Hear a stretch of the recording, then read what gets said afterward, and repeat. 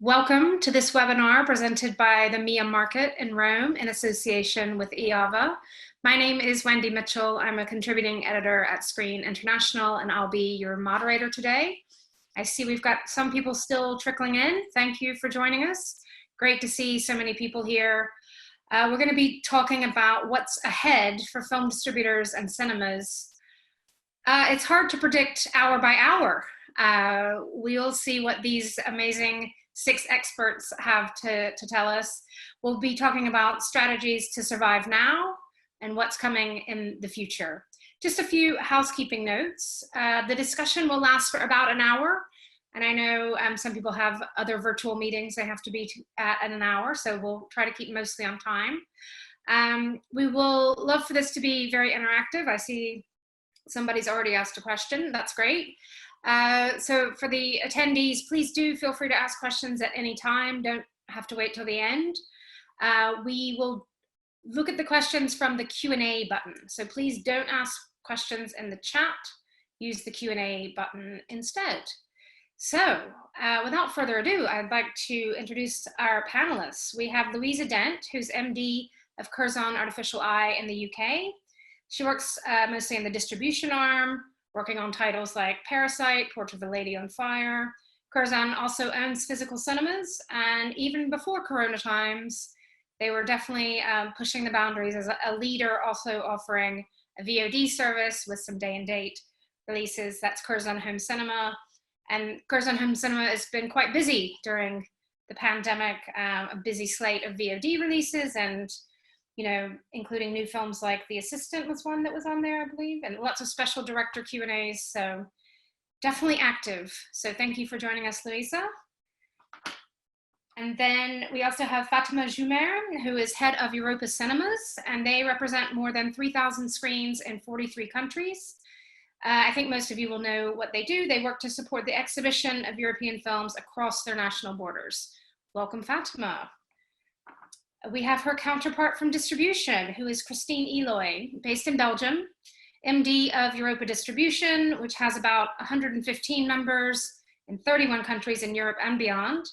And Christine has been on the front line herself. She's also worked in distribution at Cineart in Benelux. We have Kem Foss. He looks like he's in the Grand Budapest Hotel. Don't be fooled, he's from Copenhagen.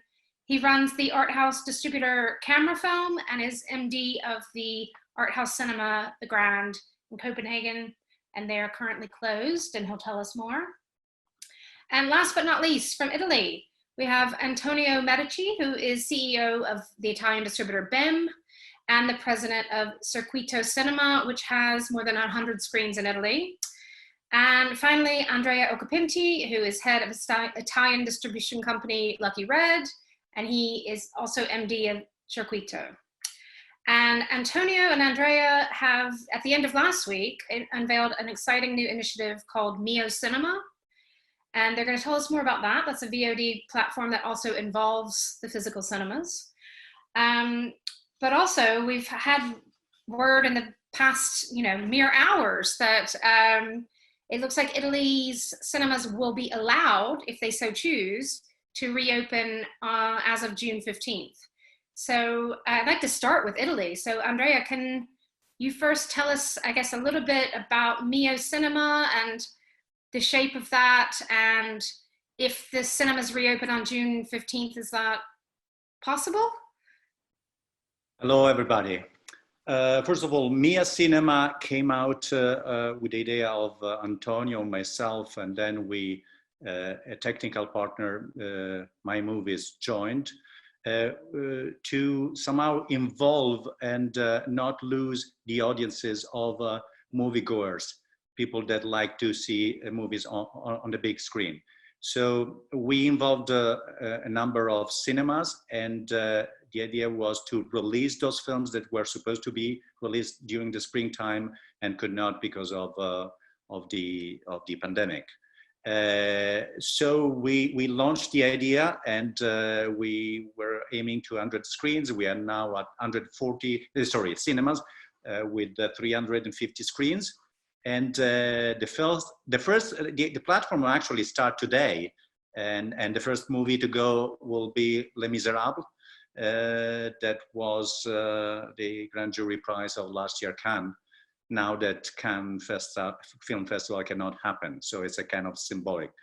As I said, the cinema theaters are at the center of this idea. What we want is the cinema to participate at the promotion of the initiative and have a share of it. They will have 40% of every vision that they sell, every ticket, so to say, that is sold, brought by that cinema.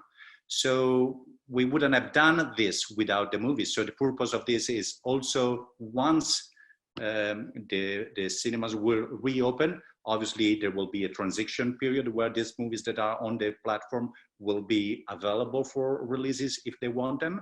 But once we go back to normal business, the idea is that this become a tool for the promotion of movies, and also kind of an extension, digital extension of the movie theaters.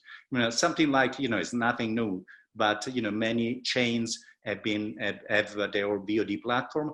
This, without being all in one company, is a service that we give to the cinemas, with the fact that all the films that will go straight to VOD or will go on the normal window to the platform and are brought by the cinema, they will get a share of it. So it's something they co-own with us.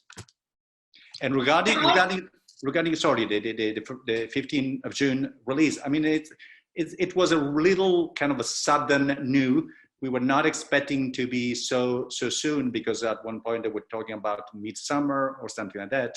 So we have to get ready. You know, we have a problem in Italy that last year was the first summer where movies, even blockbusters, were released day and date with the rest of the world, because traditionally Italy has been always a little bit slow in the summer. It's not been a big cinema season.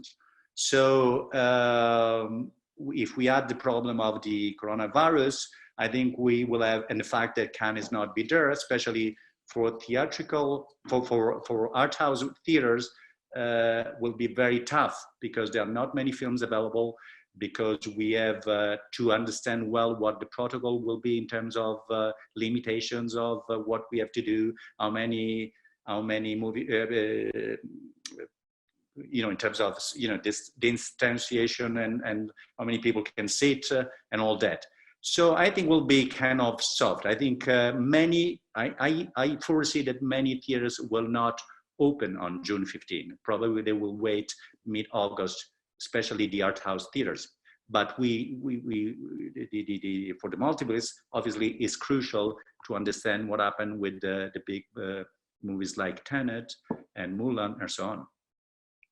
Great, and Andrea, while I've got you, we already have a question for you, which is about, once the cinemas reopen, will Mio Cinema respect the windows, the dates, the media chronology of the... Yes. As I said, there will be movies that we probably, I say we, not only we like Red, but all the distribution can acquire directly to go to the service without a theatrical release. But for the films that are released theatrically, they will go on the platform once they are allowed, whatever the days of windows will be. Today is under the 5 days. I don't know what will be once we reopen. Thank you. And Antonio, how are you feeling about that June 15th date? We've heard from Andrea some of the issues with normal summers in Italy for cinemas, but this summer in particular. Do you think you'll reopen on June 15th?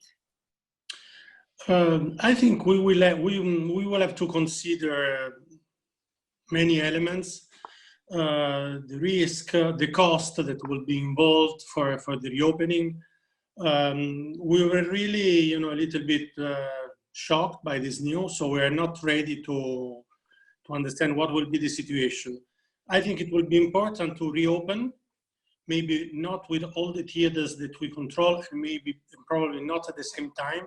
So I can think, as of today, I can think of a gradual reopening, maybe with the main cinemas that already proved over the last years that there is audience enough over the summer. Of course, it will be very, very tough. because there's also the problem. It's not only the theaters, of course, it's also the movies that are available. A lot of movies were already sent to the platform or other ways of exploiting this.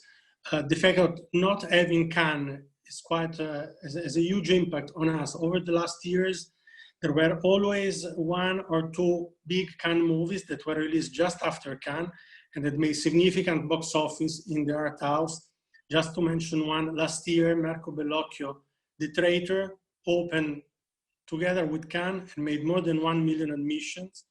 That was, of course, the big success for the art house. This year, without the Cannes platform, the launching that can be used by the movies, I don't see many big movies on the art house side to be released. So this is another tricky element regarding. Also, I have to add that since always, but also last year, that was the first year of a multi-year program of trying to improve the summer season.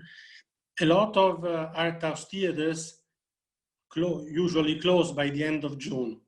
So I can also say that for those theaters, they will wait. I can imagine that they will wait anyway by the end of August, beginning of September.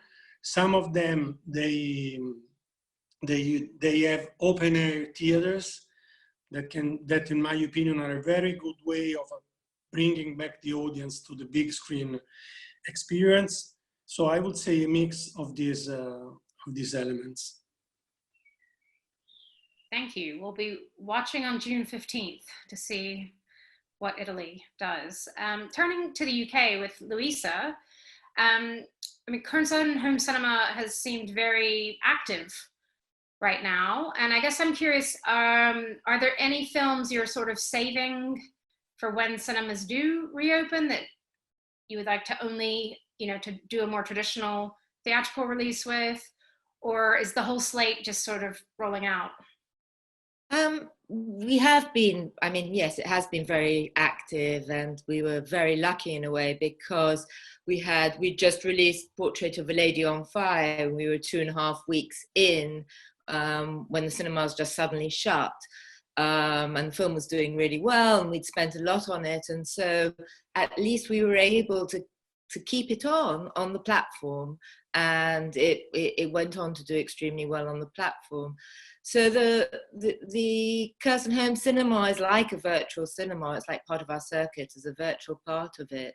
And we have been releasing all our films on it, theatrically day and date, or nearly all of them, unless Parasite, which we put through Studio Canal, and it went through a traditional windows because it was a film for the multiplexes as well. If we feel it's for the art house cinemas, we tend to go day and date and give the audience the possibility of seeing it either in the cinemas or at home on their home cinema. Will we keep any of our films? It's a good question. Films that are not ready, which aren't ready, which haven't been to a cinema or to a festival, not to a cinema, to a festival. So those will be kept, yes.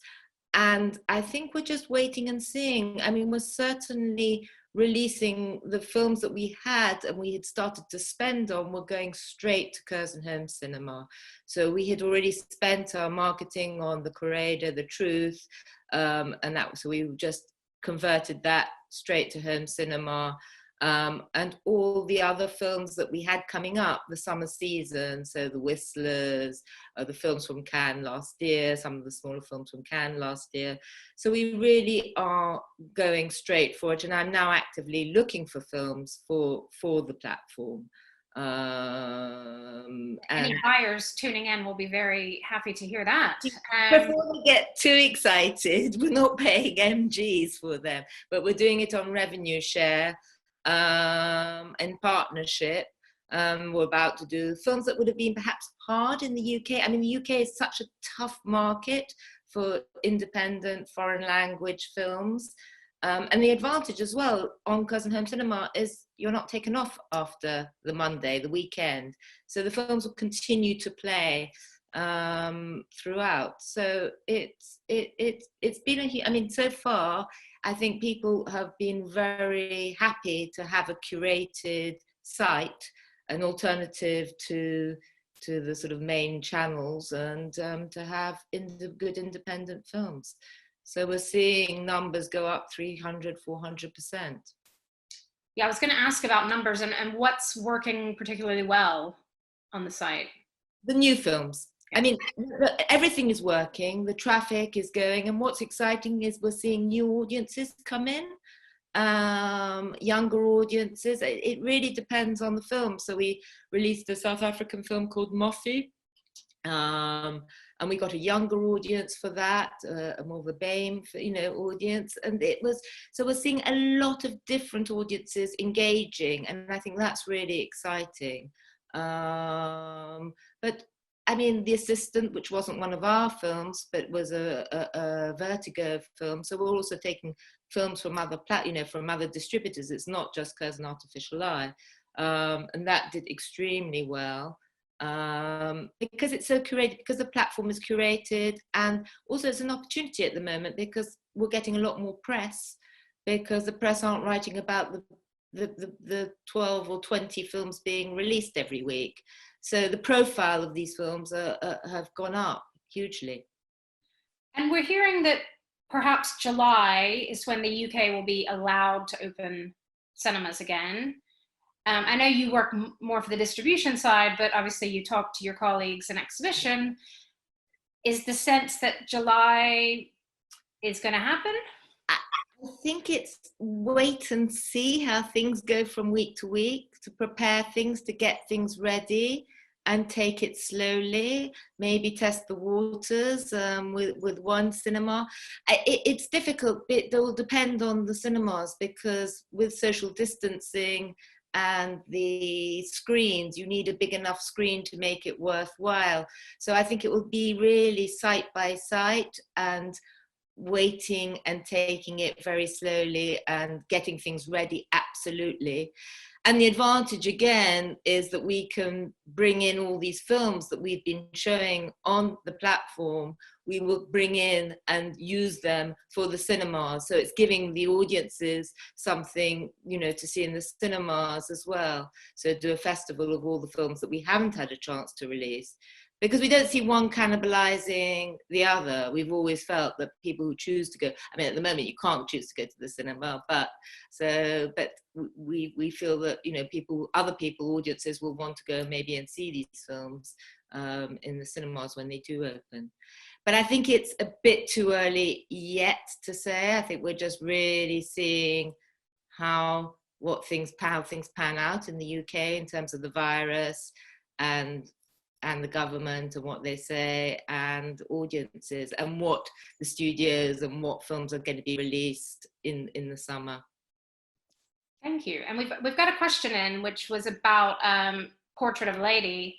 And, I guess somebody's asking, would you change your release strategy if you were doing that again? But I think you were releasing that day and date. We released it day and date, and it was doing extremely well in the cinemas. Yeah. So no, we would have probably done the same thing. Yeah, the same.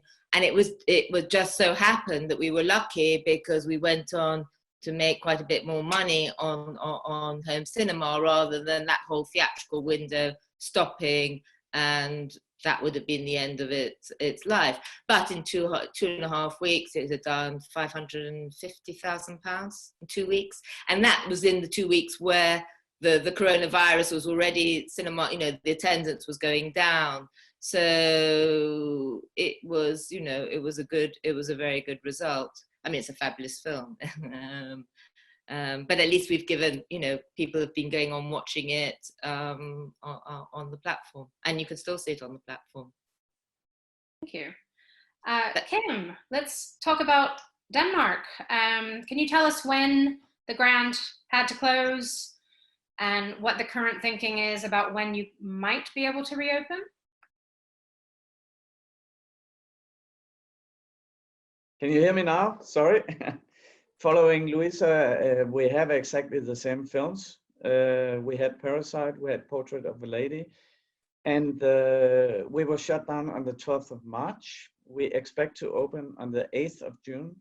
There's a rumor that we might be allowed to open even earlier. There will be a government meeting Wednesday, and it's on the table, so to speak. So we might look at even next week. But in our case, despite the fact that I run the main art house cinema in Copenhagen and the distribution arm, and we also have a platform. We have our own VOD platform for the cinema. But my experience, just to going briefly into that, is that it's of course doing much better than it used to be in percentages, but it's still only the icing on the cake. So we're looking very much forward to go back to actual physical screenings in the cinema. We're preparing a lot, and the feeling in Denmark is that most cinemas, there's one chain which is a little bit hesitant, but the feeling is that everybody's trying to push everybody, that now we go in all in collectively. Every cinema should join in.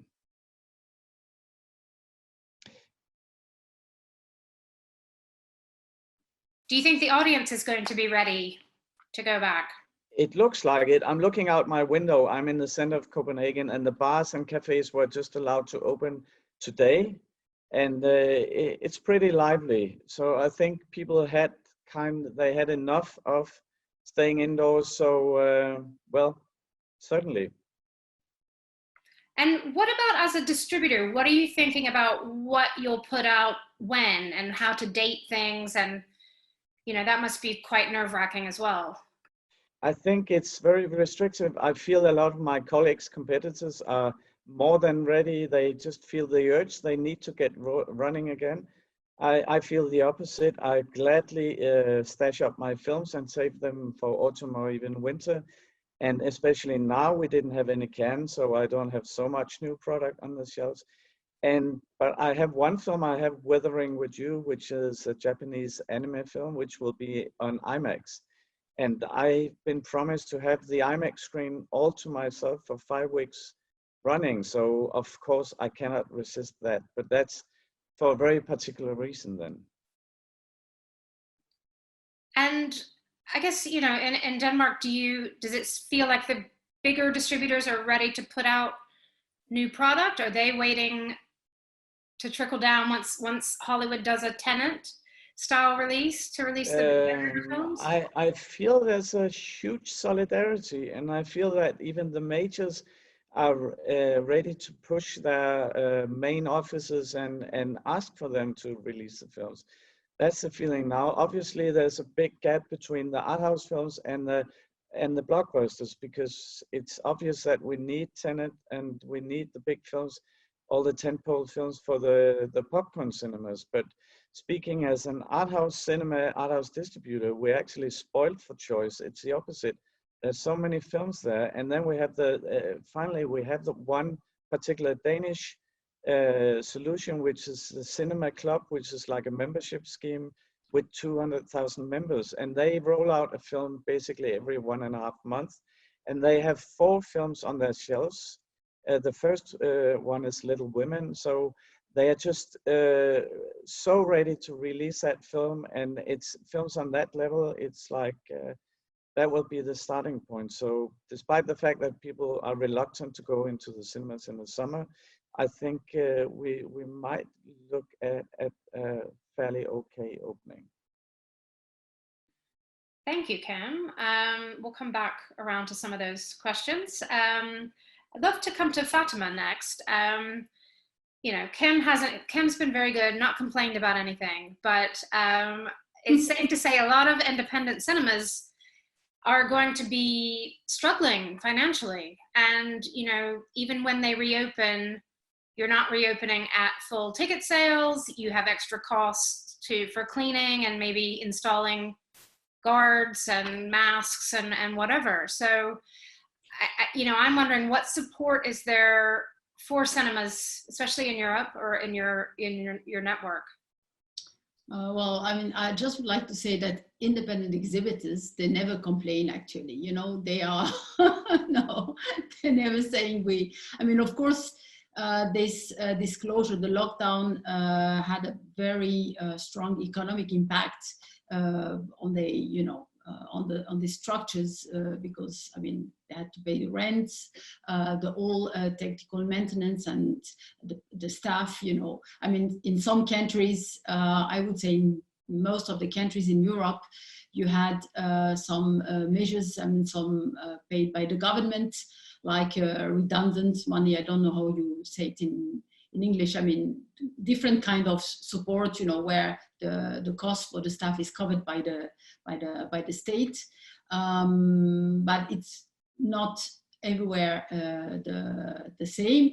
And some countries like Germany, you know, Spain now is going to give some financial support. I think in Denmark as well, as Kim was mentioning in the past week, the government were giving some subsidies to the cinemas to pay the rent, to you know, to make them the economic impact less difficult for them. On the pan-European level, I mean, at our level, we've been actually, since the beginning of the lockdown, in touch with the European Commission, with Creative Europe, and we've been talking to them and trying to find solutions, explaining the difficulties for the cinemas. There was a conference organized by Lucia Recalde 2 weeks after the beginning of the lockdown, where all the industries agreed on the fact that cinemas are very important for the whole business. So actually, the Creative Europe has been very responsive to our request, or our, you know, talking to them, discussions and proposals. And what has been agreed is that we will give the member cinemas this year an advance on the 2020 subsidies. I mean, based on the results of the programming for 2019. It's a bit technical, but I'm sure that Europa Cinema exhibitors will understand what I'm talking about very precisely. But since they will have some cash flow very soon in the next weeks, we will as well pay the 2019 support, you know, because the cinemas have to send us first their programming, the results of their programming, to get the support. And it's been as well agreed with the European Commission that the payment will be done as soon as possible to really have the cinemas with some cash as soon as it gets, you know. And for 2021, we will have an increase of 5 million euro. So we have to apply, you know, it's normal because it's public funding, but still it's quite positive for us. And we are very, really thankful that, you know, the response from Creative Europe has been so positive. I mean, we know that not all you know, the problems of the cinemas will be solved this way, but still, you know, they will have some financial support from our side, and that's a good thing, I think. That's great news, and that sounds like it's quite imminent that your exhibitors can apply to you. No, when they are already in the network, they don't have to apply. I mean, they know exactly, you know, we have their names, and they are a member of Europa Cinema. When you have applied and when you became a member, you got automatically, you know, the support, of course, if you program European films. So it's not like, you know, somebody coming in and we don't know about him. No. Okay. And we've got a question from Ina Rasmussen, who's asking, has Creative Europe said exactly how that 5 million needs to be spent, or that's just a top up of your normal funding? No, the 5 million, I mean, there's been a confusion in the past week, I think, because it's been like announced 5 million euro. It's not for 2020, it's for 2021. So it will, let's say, be part of Europa Cinema budget. We have to apply for it, you know, officially, you know, and then when we get this money, it will be given to the exhibitors as part of the normal support in the framework of 2021, you know. So it will be spent like a programming support. It's not like, you know, and we're preparing at the same time on a pan-European level with other organizations, with Europa Distribution, Unifrance, and European Film Promotion, a campaign at the beginning of the fall, I mean September, beginning of October, for the relaunch of the cinemas. We have to see how we manage it and how we articulated it. But I think it would be a good thing for many cinemas, because I'm not sure, as Andrea was saying before, or even Kim, that the cinemas will start like this immediately, even if they start in the next weeks, you know. Last week we had a relaunch of cinemas in the Czech Republic, and Ivo Andrle, who is one of the main art house exhibitor and distributor there, told me all the measures they have to take into account: 100 persons per auditorium with masks. I mean, I think you have to readapt the conditions in which the cinema experience is taking place, and it's a big challenge for many exhibitors. Thank you. We're getting a couple more questions in, but I'm going to let Christine tell us a little bit more about Europa distribution first. And we've just been hearing that Creative Europe is helping out the exhibitors. So, Christine, what's going on for distributors? Well, it's a bit different. First, Europa Distribution is another kind of association or organization at Europa Cinema, in the sense that we are not handling a fund, while Europa Cinema is handling for the Commission the fund that is going towards the exhibitors. We don't do that. So it's directly the Commission through its agency that is handling the funds. And we have two funds. So from the beginning in March, we asked actually with the basic request, which was speeding up all processes in place so that distributors could have access to the grants they should have, but have it earlier, because time, you know, in bureaucracy is an element, a big element. We also asked a higher level of co-financing to have more money. So of course there was a need of cash flow, but bigger cash flow than usual, because as for the exhibitors and everyone, I mean, it has stopped more or less, but not totally for distributors, because there are still many of them actually releasing part of their films online. So you still have people working, you still have to pay them. Furloughs are not the same from a country to another. So in some countries it's extremely high and it covers everything. You know, this is not the case. So I mean, you have a lot of money going out, but not much money coming in. So it was really important to have this access to cash flow. What we have asked also was to have a higher level of pre-financing when, you know, because you don't have the money. It's co-financing also in distribution. So unlike with exhibitors, where actually you receive a fixed, an amount that you can use also for your overheads, you don't have to justify. In the case of distributors, it comes in a specific budget that is for acquisition or promotion of films, and it's only a share of the money you would spend.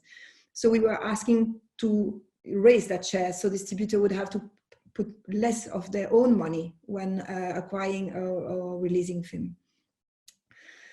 At this stage, we also asked at European level to have the creation of an emergency fund to come on top of that, because that was, you know, the first measure when you can tweak a little bit the schemes that are in place so that you have something coming in soon. And then the next step is, okay, of course, talking with everyone here and actually outside also, you understand that that won't be finished when theaters will open in every country. I mean, this will be a long-lasting crisis, and so we need also to go and see further what can be done. Promotion, marketing actions, but certainly grants is a big part of it. So we were asking also on that.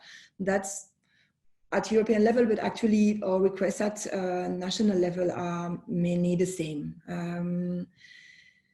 Well, at European level, I have just happened to hear today that we will have a higher pre-financing as requested but for the figures of 2019, that will be declared by the distributors this September, which means that actually that's money they will have access to in summer 2021, which is in more than 1 year.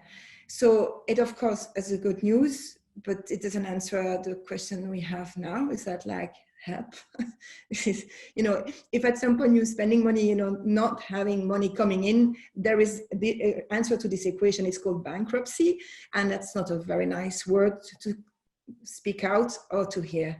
So of course we see that there are things moving, but we would love to see it moving faster.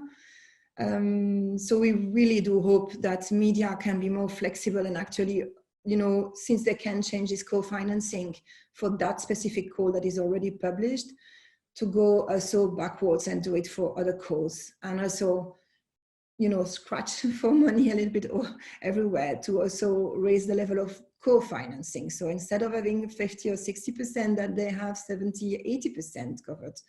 Because the problem is that, as they were all saying, is that, you know, you will need to release films in a situation that is not normality. But at this moment, as we were saying, you still have the furlough. So somehow you have a kind of a safety net, ensuring that you can survive. You're losing things, but you can survive. The moment you start business again, you don't have it anymore. So what do you do? Because you still don't have money coming in, because, you know, if you have, I don't know, 25, 30, 40% of the theater that is open, and you still don't know what the audience will be, it means that, you know, it has also an impact of your revenues, and it makes everything in a level of sustainability of it becomes very complicated. So we really need to go on with all the support is organized, to be sure that the support is also following the evolution of what we see. And it's complicated because we are, you know, it's navigating blind a little bit, because you can't really know what will happen, or people will react when the theater open, what films will be there. But there are so many, how do you say that, elements that you have to consider, and you don't have the answer for all these elements. We had nice, interesting discussion on this kind of topic with the member states. So there actually a certain number of member states have adapted the rules so that distributors will benefit from a support, which is not always the case for all member states, but there is, of course. They could access it faster, and it will be more flexible. So we hope that these examples, and it's the case actually, I have to check my note, of Belgium and Austria is doing it also, and Switzerland, etc. That can, you know, serve as an example for the others. And some are also working on helping the sector when it comes to releasing film with no money, because, you know, I mean, if you can't promote the films, it also means that people won't hear about it. So it's not good for the business, but it's certainly not good for the films and for the circulation of film and cultural diversity, which is something extremely important. And because we are all European values that we don't want to go and see totally busted. So it goes, you know, the level of layers is really high, I guess. And Christine, you've just mentioned that, you know, different member states are having different sort of bailouts or solutions. We have a question from Ira van Gienant, who is asking the distributors directly, do you get any financial support in your territories? So Kim, do you want to? Yeah, let me start by saying sorry for coming off optimistic, because there is a huge challenge here. And when you asked me initially about release plans, my releases for the fall are also mirroring the fact that it will be a very restrictive opening. So of course it's not all fun and games right now, and I think that the support we have now, and I see it's reflected in both what Fatima and Christine says. If you look at a pan-European support, they both say, okay, we have some money for you in 2021. So it's really pathetic how the pan-European bodies they work. They're not fit for this kind of situation. If you look at on a national level, which was the question, here we are like lambasting our Minister of Culture because she's totally useless, reflecting the fact that when you put up your team of politicians, of ministers, in Denmark, you always take the least qualified person and put in the chair of Minister of Culture, because there's no prestige and no influence. And actually, a lot of the cultural politics are governed by the Ministry of Finance anyway. And coming back to our support, the only support we get is actually from the Ministry of Finance. So we get two different supports. We get one where it's support directly to pay the salaries, so not to let people go. We get between 75 and 90% of the salaries. The rest we pay ourselves. And they're not covering my salary, by the way. They're covering the employees. But that's the one part, and the other part is expenses. So we get up to, in my case, 80% of all expenses for rent and stuff, we get that covered as well. That's really good. But I mean, we haven't even been approached by the Danish Film Institute asking us, is there anything you need from us? Is there anything we can do? And the few things I try to propose in different bodies have, the calls haven't been returned. So, I mean, maybe I'm sounding optimistic because I'm already past the stage where I'm trying to move anyone to help me, because it's so frustrating, as you hear, even on European level. So I'm just trying to get used to the fact that, okay, we get what we get, but it's really a waste of time to try to move politicians. Thank you, Kim. Wow. Louisa, UK government support?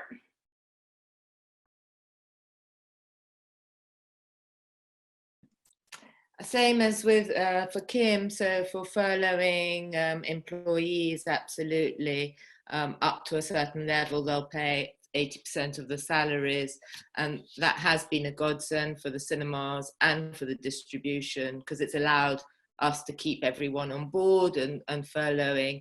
And there has been support for on the cinema side to do with rents and to do with rates and holidays, in that sense, rent holidays. I don't know the specifics, but there has been some support. The difficulty, of course, is the distribution. For us, what are we getting? The BFI, to get any form of grant, you have to go through all these hoops. It has to be specific to encourage certain audiences that wouldn't come normally. And then you don't get it anyway, because if you haven't gone through all the hoops, and you have to give it back. So we haven't, in terms of distribution, got any support, no. And that is tough. That really is tough. It is what Kim's saying, you know, the platform is fantastic, but we want our cinemas to be open. We want people to be going back to the cinemas. We're glad that we're doing something and keeping good films out there and curating it. But we all need, you know, for it to go back to a semblance of normality. And Andrea, what about for you with Lucky Red in particular as a distributor? Is the Italian government supporting you at all? It's supporting. I mean, the moment we have our employees not coming at work, there is, you know, basic money. I mean, we actually decided not to use that. Because we've been busy in creating this platform. So we've been busy anyway. But there was a possibility with us, for like any kind of enterprise, that if you have your employees at home, you can have a support. Specifically for distributors, together with exhibitors, we were thinking of a big, like, Festa del Cinema, like a festival of you know, maybe 3 weeks, 4 weeks that will be supported by the Ministry of Culture to promote a coming back, and maybe with very low prices.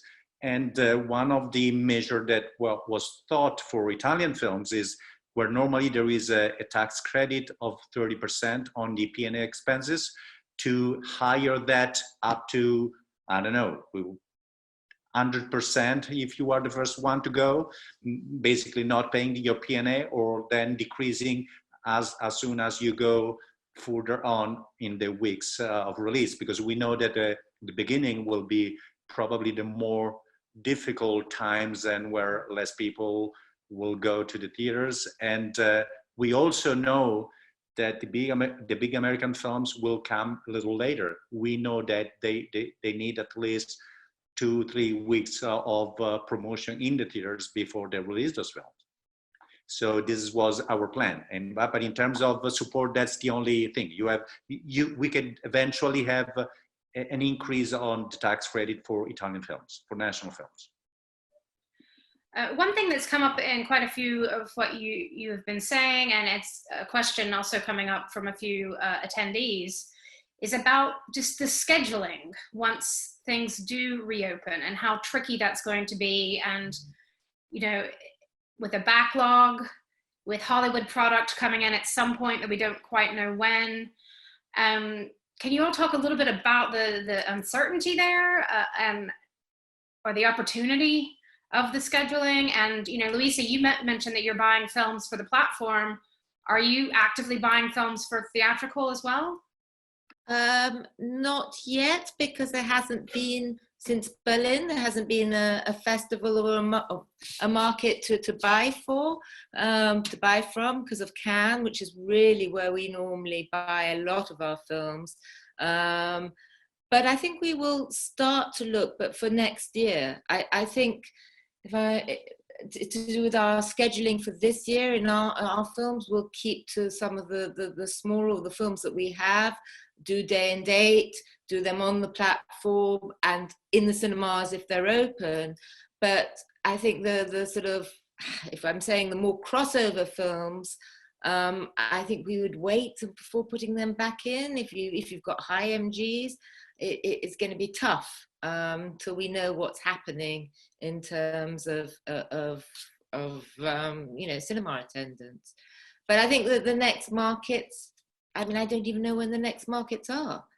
Are you going to attend the Cannes virtual marché in June? Yes.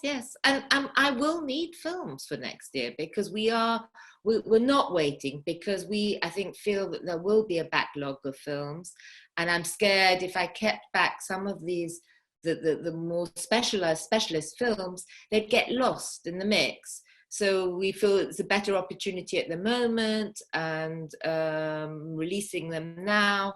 And as I said, we'll bring them back into the cinemas if the cinemas open, but not just keeping them back, because suddenly there will be a crowded market with blockbusters, I presume, and the Oscar, the BAFTA, the awards. So we're looking for films for next year, but it's tough to schedule.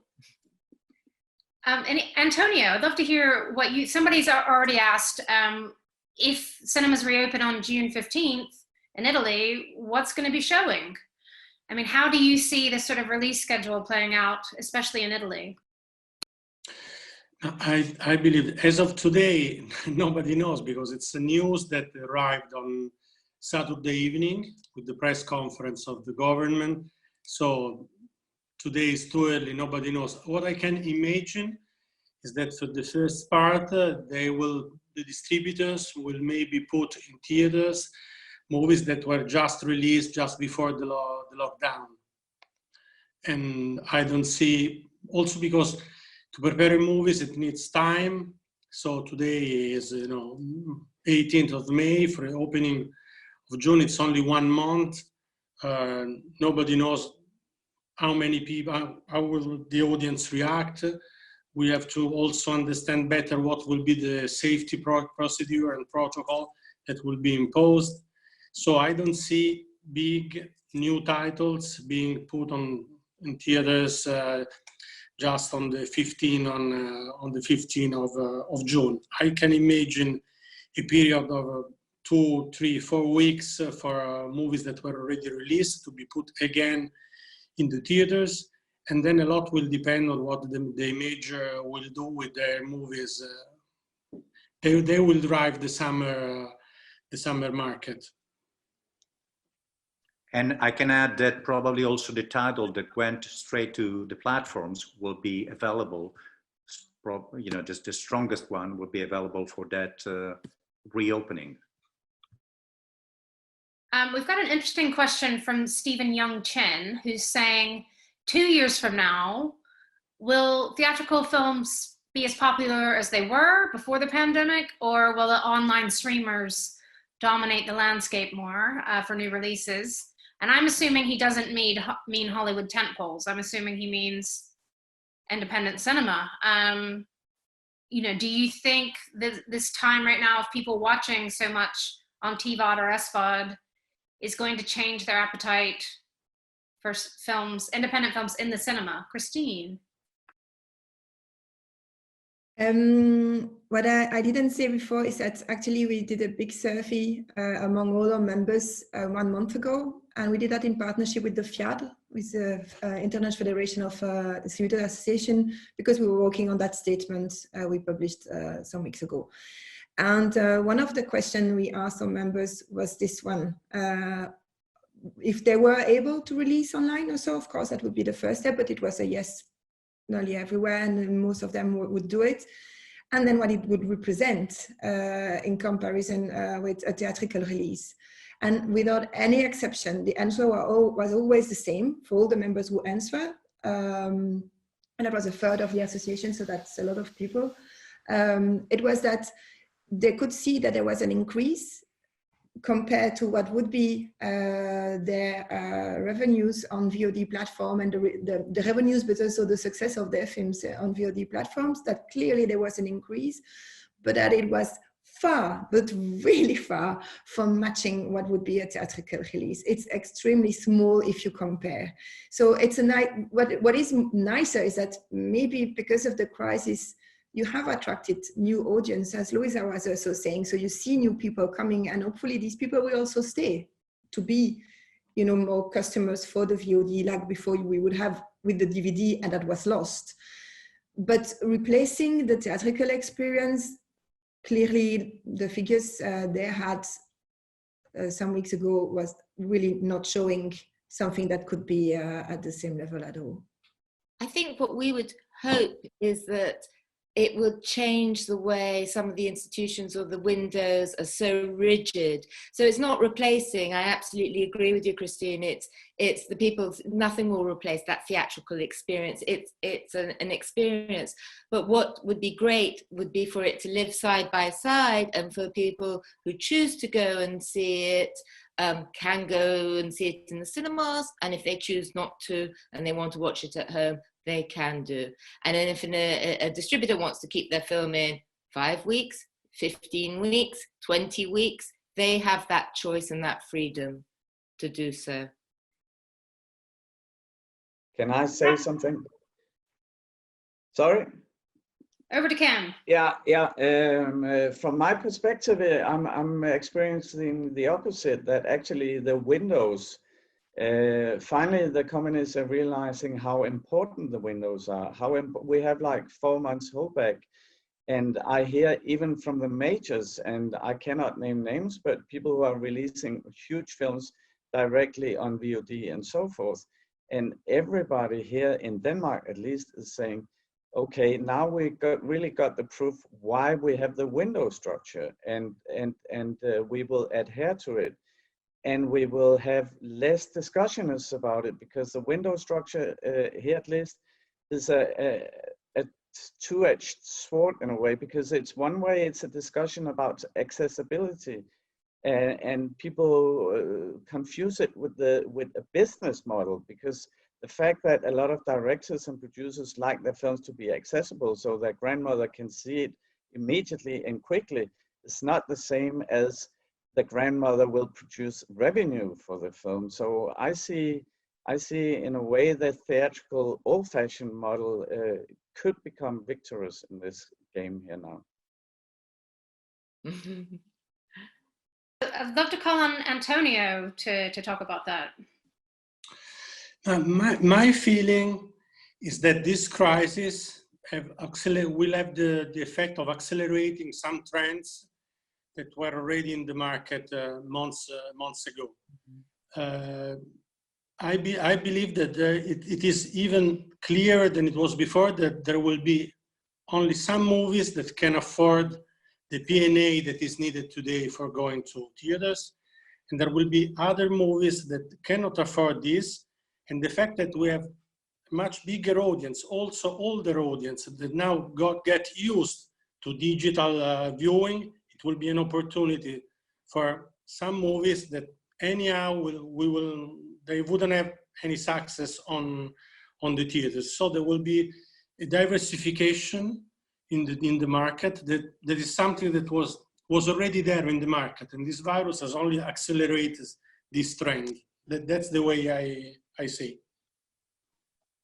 Andrea, what do you think about this windows debate? And yeah, no, I agree with what is being said. I think that there will be films that deserve and a theatrical release, and so it makes sense to spend a P&A, and those films need a strong window to protect that release.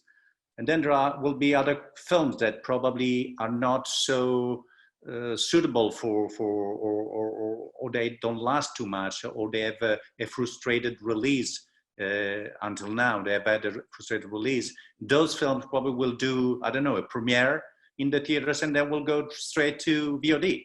I think there will be different kind of world. There is also a lot of movies that come from festival that today they don't even get a theatrical release in many countries because they are too difficult or it's too expensive to release them.